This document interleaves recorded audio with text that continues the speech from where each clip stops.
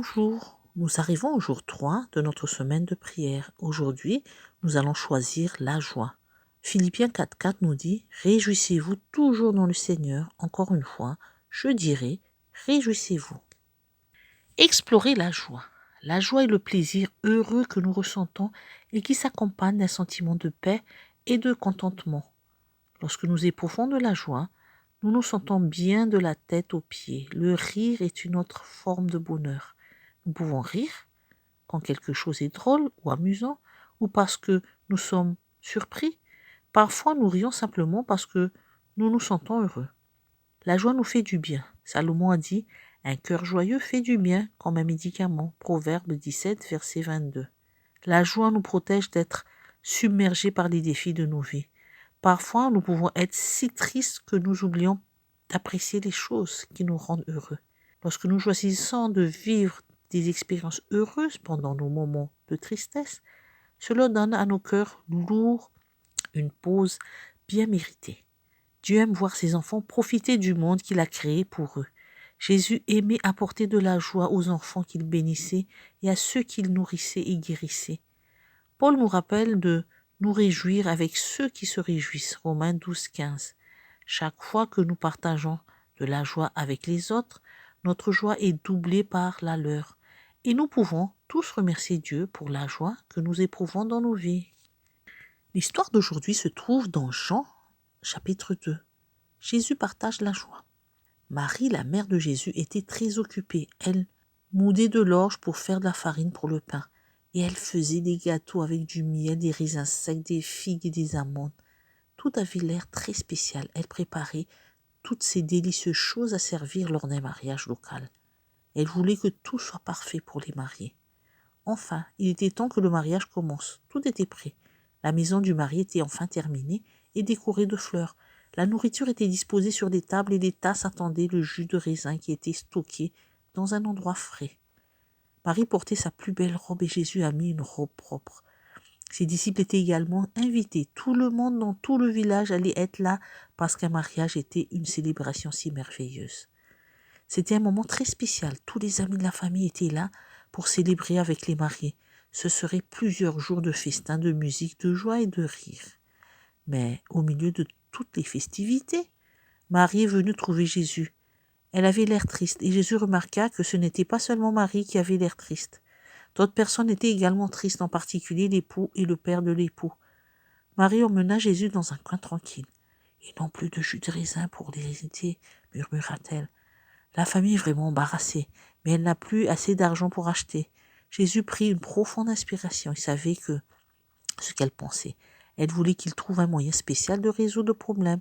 Elle a dit au serviteur « Faites tout ce qu'il vous dira. » Jésus pria et demanda à son père quoi faire. Ensuite, il a dit aux serviteurs de remplir d'énormes jarres d'eau qui se trouvaient à proximité. Quand ils furent tous rassasiés, Jésus leur dit de tremper une louche dans la cruche d'eau et de verser le jus de raisin dans une coupe pour l'hostie du festin. Lorsque l'hôte a goûté le jus de raisin, il a dit au marié « Waouh, c'est délicieux! Où avez-vous trouvé un jus de raisin aussi incroyable? Et pourquoi n'avez-vous pas servi cela en premier ?» Le mari a juste souri et il était si heureux. Il a étreint sa fiancée bien-aimée et elle a souri.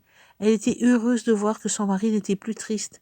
Et Jésus a souri aussi. Il était heureux que lui et son père puissent changer l'eau en jus de raisin de fête et changer les gens tristes en gens heureux. Jésus a regardé tout le monde rire et célébrer et son cœur était rempli de joie. Marie est venue et a embrassé Jésus. Il y avait des larmes dans ses yeux. « Merci de rendre tout le monde heureux, dit-elle. » Jésus sourit à nouveau. « Je suis particulièrement heureux parce que mon ami, le marié, est presque l'homme le plus heureux du monde aujourd'hui. »« Alors, qui peut être plus heureux que le marié ?» demanda Marie avec un sourire perplexe. « Mon père et moi, » Jésus a ri. « Rendre les gens heureux nous rend tous les deux très heureux. Mon père et moi sommes remplis de joie, tout comme les pots d'eau, chaque fois que les gens célèbrent avec joie. » Ce soir, nous allons faire des prières de joie.